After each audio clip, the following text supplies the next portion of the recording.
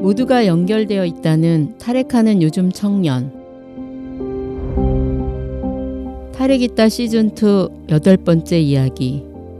공회원 성적 권리와 재생산 정의를 위한 센터 쉐어 사무국장.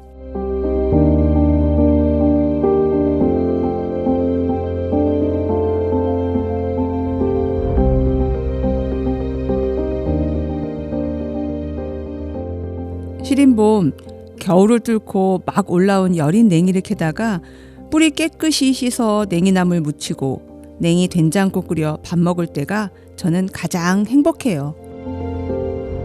공회원의 행복한 것들을 듣는 내내 필자의 입꼬리는 올라가고 입속은 난데없이 냉이향으로 가득했다.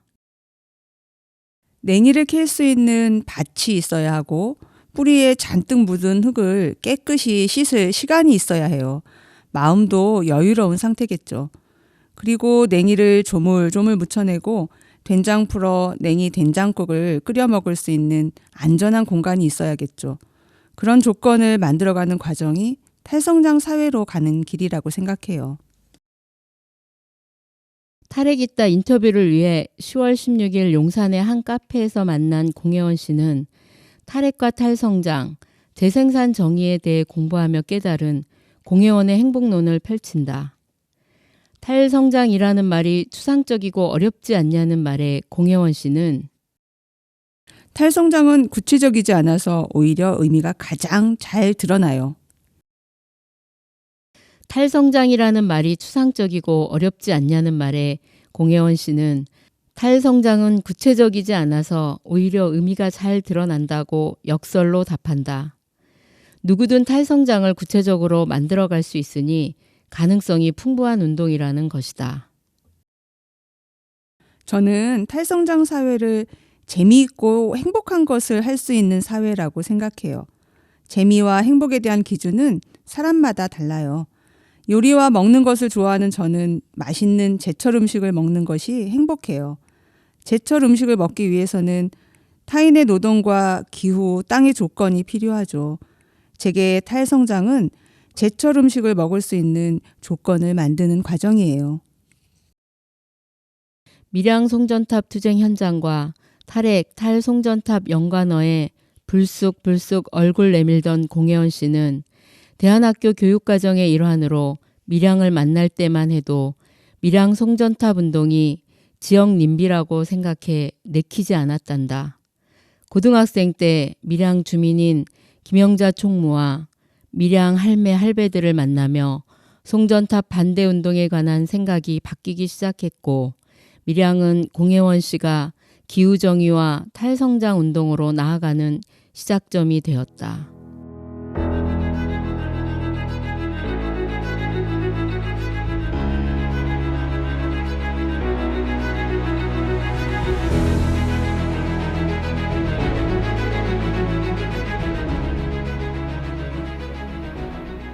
공혜원에게 밀양이 무엇이냐는 질문. 밀양이 무엇이냐라는 질문을 오랫동안 많이 받았어요. 그때마다 딱히 답을 못했는데 지금 생각해보면 밀양은 그냥 제 삶인 것 같아요. 이제는 제가 밀양의 연대자라고만 생각하지 않거든요. 무지막지한 국가폭력에 10년 전 송전탑이 세워졌을 때 주민들과 밀양의 친구들이랑 송전탑 뽑아서 엿 바꿔 먹자고.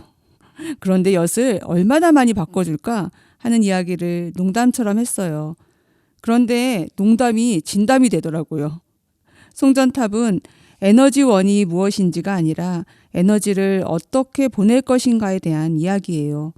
결국 정의로운 전력체계라는 에너지 전환의 근본적인 문제를 건드릴 수밖에 없어요. 가끔 지치고 자주 힘들겠지만 송전탑 뽑을 때까지 계속 함께 싸워 나가려고요.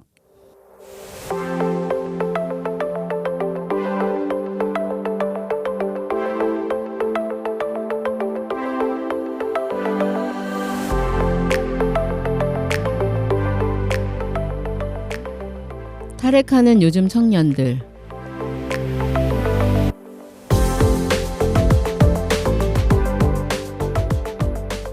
윤석열 정부는 문재인 정부의 탈핵 정책을 비판하면서 핵발전 진흥 정책을 밀어붙였다. 신규 핵발전소 추가 건설을 하지 않고 노후 핵발전소는 설계 수명이 다하면 폐쇄하겠다라던 문재인 정부의 소극적인 탈핵 정책마저 비판하며 노후 핵발전소 수명 연장, 신규 핵발전소 추가 건설, 소형 핵발전소까지 기후위기 대안으로 핵발전을 적극 활용하겠다라는 것이 윤석열 정부의 에너지 정책이다.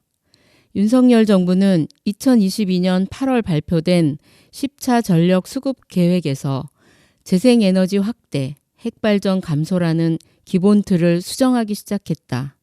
탈핵과 에너지 전환 운동에서 한 발짝 떨어져 있겠다던 공혜원 씨는 밀양에서 만난 청년들과 2022년 탈핵 탈송전탑 세미나 모임을 만들고 11월 28일 10차 정기본 공청회 저지투쟁을 기획한다. 2017년 문재인 정부 초기에 진행한 신고리 5, 6호기 공론화 이후부터 탈핵운동이 약화된 이유가 궁금했어요. 그래서 탈탈 세미나에서 문재인 정부부터 윤석열 취임까지 에너지 문제에 대해 공부했어요. 모임 이름에 세미나를 붙인 것은 탈핵, 탈송전탑 관련 공부만 하겠다는 것이었는데 윤석열 정부가 10차 전기본에서 2030년 핵발전 비중을 23.9%에서 32.4%로 대폭 늘리고 재생에너지 비중을 30.2%에서 21.6%로 줄이면서 핵발전 위주로 에너지 정책을 재편하기 시작했어요. 공부도 해야겠지만 10차 전기본 대응이 급해졌죠. 개인적으로 여기저기 아는 인맥을 동원해 연락해 보았지만 사람 모으기가 쉽지 않았다. 2022년 11월 28일 정부 세종청사에서 열린 제10차 전력수급 기본계획 공청회가 진행되는 내내 핵발전 비중이 높아진 것에 항의하는 탈핵 환경단체 활동가들과 탈핵, 탈송전탑, 기후정의 문구를 새긴 티셔츠를 입고 손 피켓을 든 채 항의 시위를 벌였다. 하지만 공혜원 씨는 오히려 무력감에 빠졌다. 신고리 5, 6호기 공론화가 주는 교훈을 탈핵운동뿐 아니라 시민사회 진영이 뼈아프게 받아들여야 한다고 생각해요. 진보 성향 정권에 대해 시민사회가 어느 정도 개입할 것인지, 지켜야 할 원칙과 방향은 무엇인지 등에 대한 논의와 합의가 치열하게 이루어져야 해요. 같은 일이 되풀이되면 안 되죠. 공혜원 씨는 10차 정기본 대응 이후 일본으로 날아가 코로나19 이후 4년여 동안 중단됐던 반핵아시아 포럼 한국 개최 제안을 덜컥 받아온다. 반핵아시아 포럼은 한국, 일본, 대만이 주로 많이 참가하는데 웬만한 나라는 한 바퀴씩 다 돌았고 한국 차례였지만 국제 행사를 받을 수 있는 여건이 아니었어요. 그런데 제가 일본 탈핵운동가 사또상을 만나러 가서 반핵아시아 포럼 한국 개최를 해보겠다고 한 거예요. 그때 그러지 말았어야 했어요. 2023년 1월 공혜원 씨가 일본을 다녀온 뒤 8개월 만인 9월 19일부터 23일까지 서울, 부산, 울산, 경주, 삼척 등에서 반핵 아시아 포럼이 열렸다. 일본과 대만 탈핵운동의 역사와 교훈은 저한테 매우 중요했어요. 저는 폐기물, 재가동, 핵오염수 등 사후 대응 운동도 중요하다고 생각해요. 일본은 사고 이후 탈핵운동이 어떻게 흘러가는지 보여주었고 대만은 국가 차원의 탈핵을 선언했음에도 불구하고 선거철만 돌아오면 핵발전소를 다시 가동하겠다는 공약들이 난무하는 것을 봐야 했어요. 끝나도 끝났다고 손털 수 없는 운동이에요. 저와 같은 청년들이 핵발전, 송전탑과 살아가야 할 날들이 더 많으니 청년들의 탈핵국제연대가 중요하다고 생각했어요. 반핵아시아 포럼에서 저의 관심은 온통 청년 세션이었어요.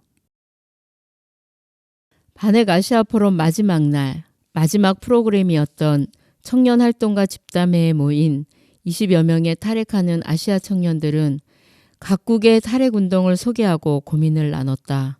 한국 5명, 일본 3명, 대만 3명이 발표에 나섰고 향후 반핵 아시아 포럼에서 청년들의 역할에 대해 의견을 나눴다.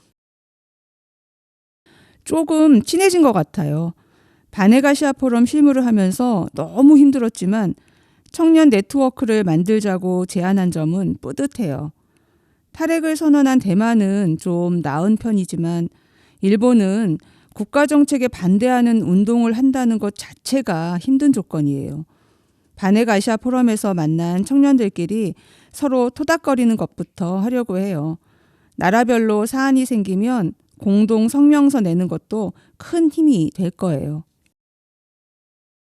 2025년 반핵 아시아 포럼은 5월 마지막 핵발전소 폐쇄를 앞둔 대만에서 열릴 예정이다. 아시아 국가로는 처음 탈핵을 이뤄내는 대만에서 아시아 청년들이 만나 희망 섞인 탈핵, 탈송전탑 이야기들을 나눴으면 좋겠다.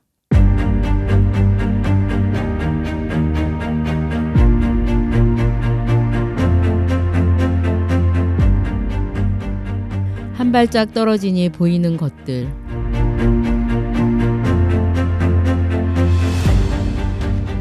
큰 환경단체에서의 일이 궁금했던 공혜원 씨는 고3 때 인턴십으로 녹색연합 에너지기후국에서 활동했다.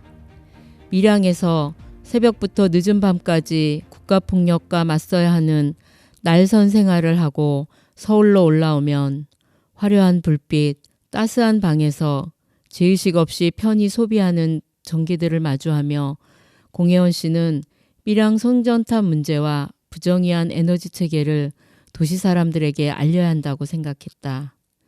고등학교 졸업 후 인권단체인 서울인권영화제에서 일하면서 탈핵 세션을 만들고 탈핵과 인권 관련 영화를 상영했다.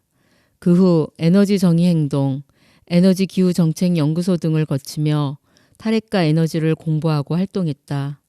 서울시 원전 하나 줄이기 사업을 진행하는 부서에서 기간제로도 3년이나 일했다. 밀양은 그렇게 공혜원 씨 삶에 스며들었고 에너지 관련 이력들이 쌓였다. 그러나 탈핵과 에너지 운동은 하면 할수록, 파면 팔수록 어려웠다. 한 발짝 떨어져 있겠다고 마음먹었다. 공혜원 씨에게 탈핵 운동에 무엇이 어려웠고 에너지 운동에서 한 발 떨어지니 어떤 것들이 보였는지 물었다. 에너지 문제는 내용 자체가 어려워요. 활동가가 전공자나 전문가처럼 알아야 한다고 생각하지는 않았지만 연차가 쌓이다 보니 설명을 해야 하는 일들이 생기더라고요. 그러니 알아야 했고 내용에 접근하려니 어려웠어요. 그런데 더 중요한 어려움은 탈핵운동이 지역 주민들 이야기나 도시에 사는 전기 소비자들의 이야기로 치환되기 어렵고 지역과 도시, 주민과 연대자로 자꾸 이분화되더라고요.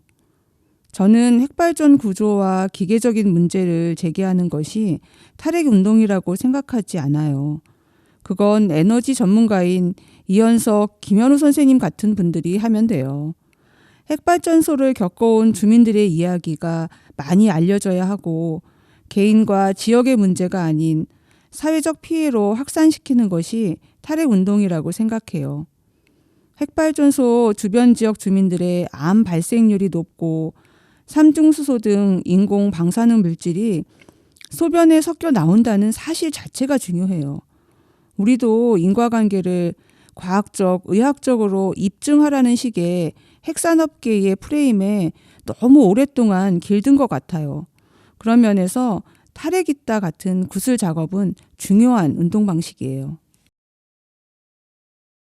공혜원 씨는 서울은 중앙이나 중심이 아니라 하나의 지역이라고 말한다. 에너지 관련 시설이 없고 생산지에 경험이 없는 거대한 전기 소비자들이 핵발전소 주변 지역 사람들이 겪는 정신, 육체적 피해를 알기 어렵고 핵산업계가 주민들을 어떻게 길들이고 갈라치는지 세세히 알 수 없다. 핵발전이 위험하고 방사능에 대한 공포와 늘 함께 살아가야 한다는 것을 핵발전소 주변 지역 주민들도 안다.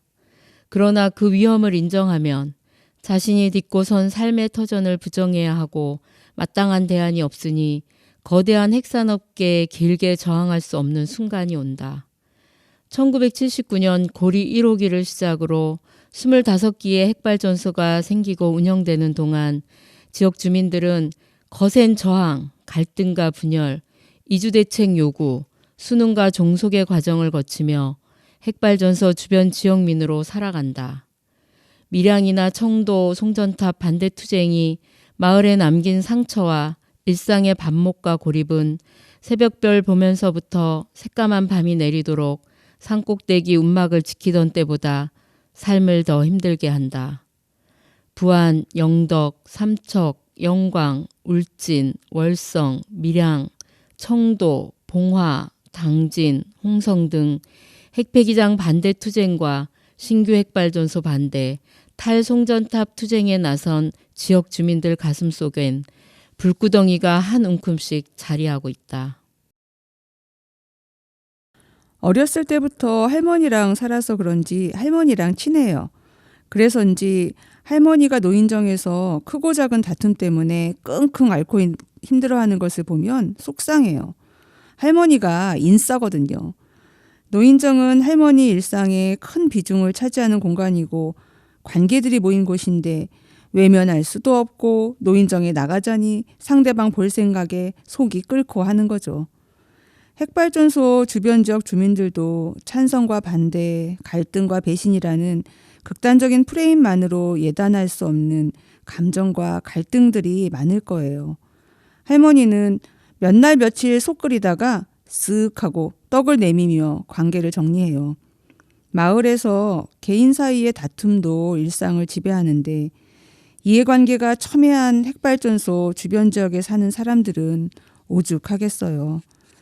핵발전 인근 지역에서의 갈등만이 아니라 연대하는 다른 지역의 활동가들 사이에서도 이런 일들이 있기 마련이겠죠. 탈핵 관련 연대단체 회의에 모인 동료들의 지친 모습 보기도 어렵더라고요.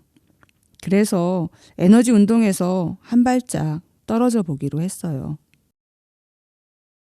한 발짝 떨어지니 방황도 함께 오더라는 공혜원 씨는 회계 공부에 재미를 붙이고 회계 관련 자격증을 따며 취업을 준비했다. 밀양 대책위는 2019년 밀양 청도 송전탑 투쟁을 담은 아카이브 제작에 참여해 줄 것을 부탁했고 공혜원 씨는 밀양의 부탁을 거절할 수 없었다.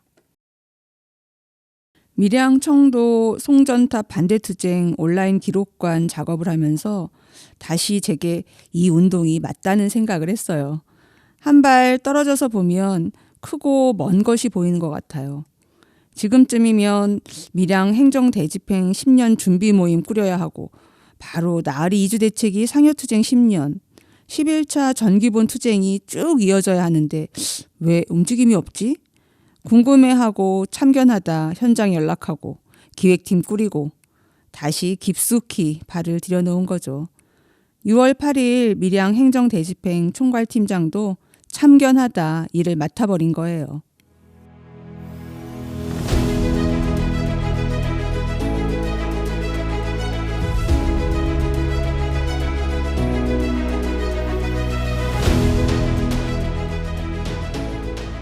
송전탑을 감각하다.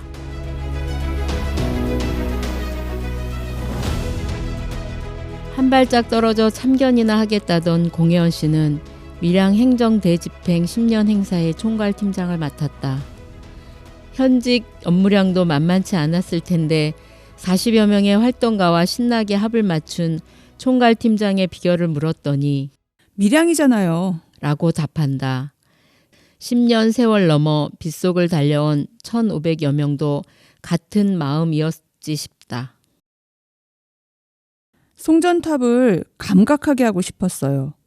10년 전 밀양에 와본 사람이나 10년 후 밀양에 처음 온 사람이나 송전탑을 가까이 보는 것은 처음이니 송전탑을 감각으로 느껴보는 것이 중요했어요. 사전 행사로 밀양시 여수, 고정, 평밭, 용해마을과 경북 청도군 삼평리 등 5개 마을로 나눠서 참가자들이 송전탑 아래 서보는 경험을 했어요. 송전탑은 비 오는 날 더 무섭거든요. 그날 봤던 송전탑의 기괴함이 오랫동안 잊히지 않을 거예요. 기괴한 풍경을 매일 봐야 하는 마을 주민들의 심정도 조금은 감각했을 것 같아요. 행사 당일 점검회의를 마친 오전 10시부터 내리기 시작한 빗줄기는 점점 더 굵어져 5개 마을 송전탑 체험도, 오후 4시 밀양강 둔치공원에서 열린 결의대회 진행도 만만치 않았다. 무엇보다 10년 세월 동안 힘 빠진 무릎을 지팡이에 의지해야만 걸을 수 있는 밀양 할매 할배들의 안전이 걱정이었다. 22대의 희망버스가 출발한 곳으로 떠나자마자 퍼붓던 비가 거짓말처럼 멈췄다. 10년 행사가 마을 사람들과의 갈등으로 힘든 주민들에게 위로와 힘이 될지, 비까지 와서 행사장에 나와 계신 것이 힘든 것은 아닌지 하는 마음으로 앞에서 사람들을 마주 보는데 밀양 주민들과 참가자 모두가 환하게 웃고 있는 거예요. 행사에 의무적으로 온 사람들이 아니라 마음이 와 있다고 느꼈어요. 비가 쏟아지는데 웃고 있으니까 미친 사람들 같기도 했어요. 제가 무대 옆에 서 있으면 팀원들이 자기 자리에서 자기 역할 하는 게 다 보여요. 그냥 그렇게 서서 사람들 웃는 것 보고 행사 내내 실무팀과 눈 맞추고 마음 나눴던 그 시간이 모두 좋았어요.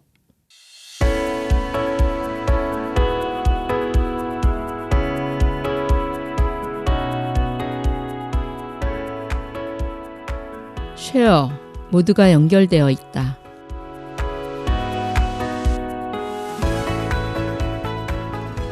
공혜원 씨는 성적 권리와 재생산 정의를 위한 센터 쉐어 사무국장이다.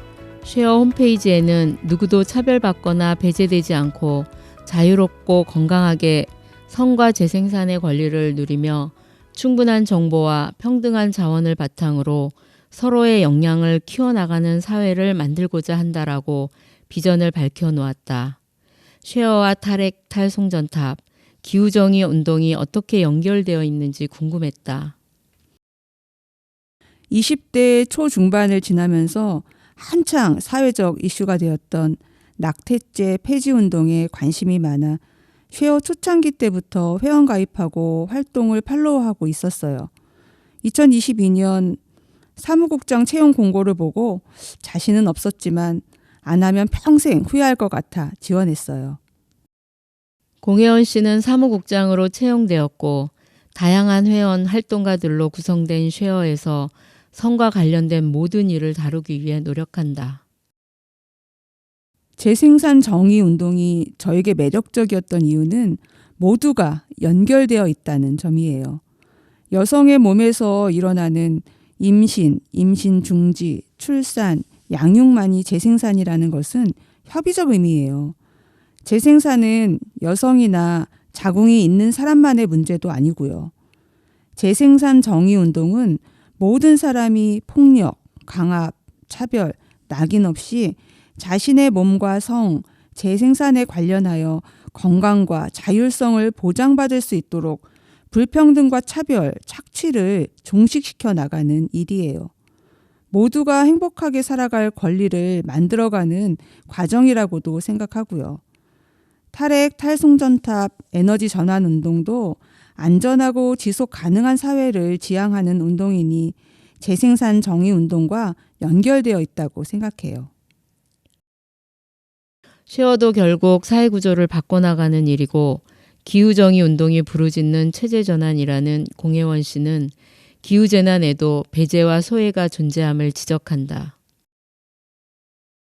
기후재난을 특정한 사건, 특정한 자연재해로 인식하면 일상이 재난인 사람들을 놓칠 수 있어요. 예를 들면 기후재난으로 인한 농민, 여성농민 이야기는 가시화되지만 이주노동자, 이주 여성의 이야기는 많이 나눠지지 않잖아요. 늘 비자 문제를 걱정하며 폭염과 한파, 농업노동, 가부장 문화에 시달리는 이주민이 겪는 일상의 재난은 주목받지 못하기도 해요. 쉐어는 청소년, 장애인, 이주민, 난민, 성노동자, 성소수자, HIV 감염인 등 사회적으로 취약하다고 불리는 소수자 집단과 많은 활동을 함께하고 있어요. 기후재난에서마저도 소수자들이 배제되고 가려지면 기후정의운동이라고 할 수 없죠. 기후와 성은 어떤 관계냐라는 질문을 많이 받는다는 공혜원 씨는 안전한 공간에서 좋아하는 사람과 관계를 맺으면서 살아갈 권리가 작은 문제이거나 배제되어야 할 조건이라고 생각하지 않는다. 일상의 행복과 탈핵, 기후정의라는 사회적 담론이 같은 선상에 놓인 이야기라는 것이다. 냉이에서 시작해 탈성장에 이르고 밀양에서 출발해 쉐어에 다다르듯 공혜원 씨의 다음 연결은 무엇일지 궁금해졌다. 한 발짝 떨어진 자리에서 길고 넓어질 그의 행보에 박수와 응원을 잔뜩 보내야겠다.